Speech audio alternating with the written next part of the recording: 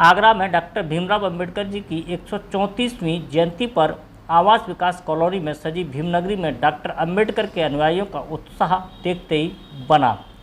चहुं ओर बाबा साहब के नारे गूंज रहे थे। मंच से वक्ता संविधान शिल्पी द्वारा कही गई बातों को दोहराते हुए उनके बताए मार्ग पर चलने के लिए लोगों को प्रेरणा दे रहे थे। उत्तर प्रदेश के मुख्यमंत्री योगी आदित्यनाथ को भीमनगरी के मंच पर आता देख पूरा कार्यक्रम स्थल नमो बुद्धाय और जय भीम के उद्घोष से गूंज उठा। बौद्ध वंदना करते ही मुख्यमंत्री ने नागपुर के दीक्षा भूमि भवन का विधिवत उद्घाटन किया। स्वागत गीत के माध्यम से कमला अरुण स्कूल के बच्चों ने प्रस्तुति भी दी। सूबे के मुख्यमंत्री योगी आदित्यनाथ आज आगरा पहुंचे हैं, जहां पर उन्होंने भीमनगरी के विशाल मंच पर भीमनगरी का उद्घाटन किया है। तो वहीं पर उन्होंने मंच पर मौजूद बाबा साहब भीमराव अंबेडकर की प्रतिमा पर माल्यार्पण भी किया है। आयोजन समिति ने मुख्यमंत्री का जोशीला स्वागत किया है। तो वहीं पर डॉक्टर भीमराव अंबेडकर के 134वें जन्मोत्सव पर सेक्टर 11 के मैदान में भीमनगरी का आयोजन हो रहा है। सूबे के मुख्यमंत्री के आते ही पहले मथुरा के विधायक पूर्ण प्रकाश द्वारा मंच पर बाबा साहब के जयकारों के साथ राधे राधे के जयकारे लगा रहे थे। भीमनगरी में आए लोगों ने विधायक को मंच से हटाने की मांग भी दोहरा दी थी। तो वहीं पर मुख्यमंत्री योगी आदित्यनाथ ने इस पूरे मामले को साध लिया था। लोगों ने कहा कि इन्हें मंच से उत्तर प्रदेश सरकार में समाज कल्याण मंत्री असीम अरुण ने मंच से मुख्यमंत्री योगी आदित्यनाथ और सरकार के द्वारा दलित समाज के लिए किए जा रहे कार्यों की जानकारी दी। तो वहीं पर आगरा के सांसद और केंद्रीय मंत्री एसपी सिंह बघेल ने कहा कि बाबा साहब के 3 सूत्र शिक्षित बनो, संगठित रहो और संघर्ष करो को अपने जीवन में उतारें। राजनीति से पुराने ताले खुलते हैं, पर शिक्षा से जंग लगे हुए ताले भी खुल जाते हैं। बाबा साहब का कहना था कि शिक्षा वो शेरनी का दूध है, जो पिएगा वह धाड़ेगा। और बाबा साहब ने यहाँ से ही लोगों को संघर्ष का रास्ता सौंपा।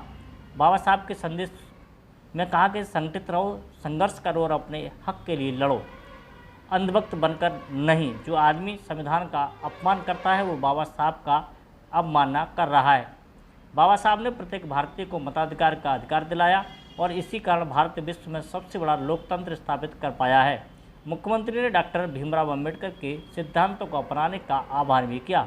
गरीब को, जिस गरीब के पास जमीन नहीं होगा, जमीन का पट्टा देने का काम, जिसके पास मकान नहीं होगा, मकान देने का काम, जिस गरीब के पास राशन कार्ड नहीं होगा, राशन देने का काम, जिसके पास आयुष्मान का कार्ड नहीं होगा, आयुष्मान का कार्ड, जिसके पास पेंशन की सुविधा नहीं उसको पेंशन देने का काम, जिसके पास रोजगार नहीं होगा उसको नौकरी या रोजगार देने का काम, जिसके पास जो सुविधा नहीं होगी उसको सुविधा देने का काम जीरो पॉवर्टी के अंतर्गत सरकार करने जा रही है। और ये सभी कार्य बाबा साहब के नाम पर होंगे, बाबा साहब को समर्पित होंगे।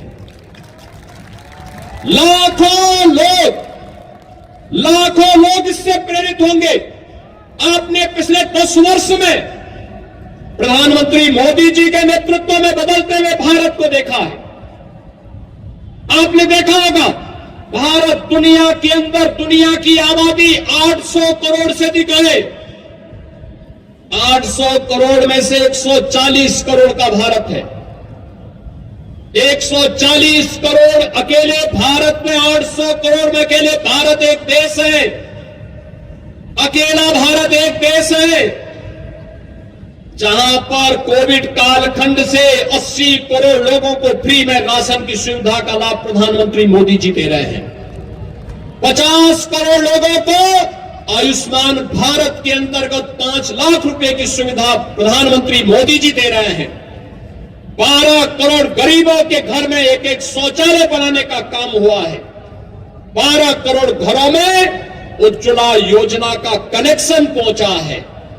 याद करिए, प्रधानमंत्री मोदी जी के नेतृत्व में 4 करोड़ गरीबों के मकान बन गए हैं और अब जीरो पॉवर्टी के अंतर्गत हर गरीब के लिए उसका आवास होगा, उसके लिए रोजगार की गारंटी होगी, उसके सम्मान की व्यवस्था होगी।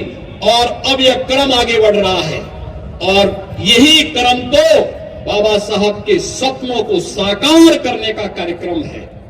यही कार्यक्रम है।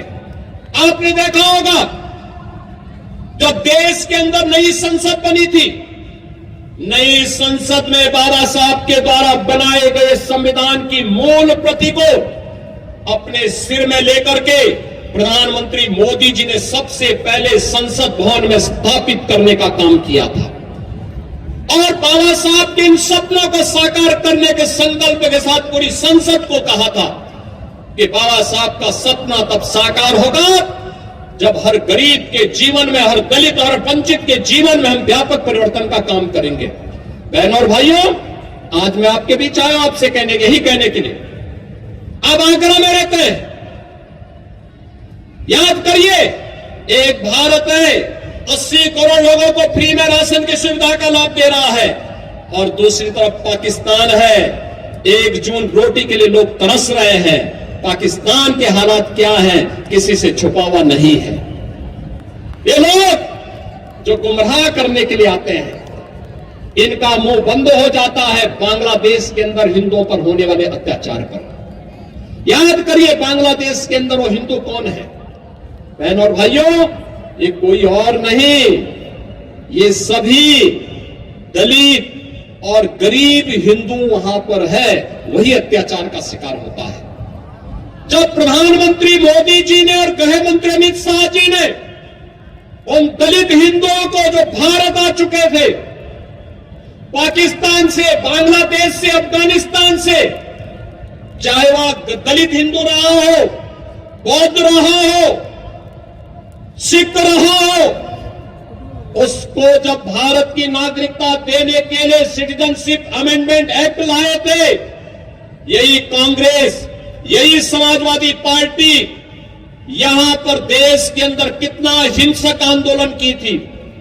मैं कहता हूं, क्या दलितों को इसका अधिकार नहीं मिलना चाहिए? क्या गरीबों को इसका अधिकार नहीं मिलना चाहिए? लेकिन उन्होंने बाधा डालने का काम किया। इन्होंने उस समय आंदोलन किए, हिंसा की, व्यापारिक प्रतिष्ठानों को जलाने का काम किया। महीनों महीनों इन्होंने व्यवस्था को तोड़ने का, उसको बिगाड़ने का काम किया था। लेकिन तब भी हम आभारी हैं प्रधानमंत्री मोदी जी के, उनके दृढ़ इच्छा शक्ति के। तो कौन लोग थे जिन लोगों ने बाबा साहब को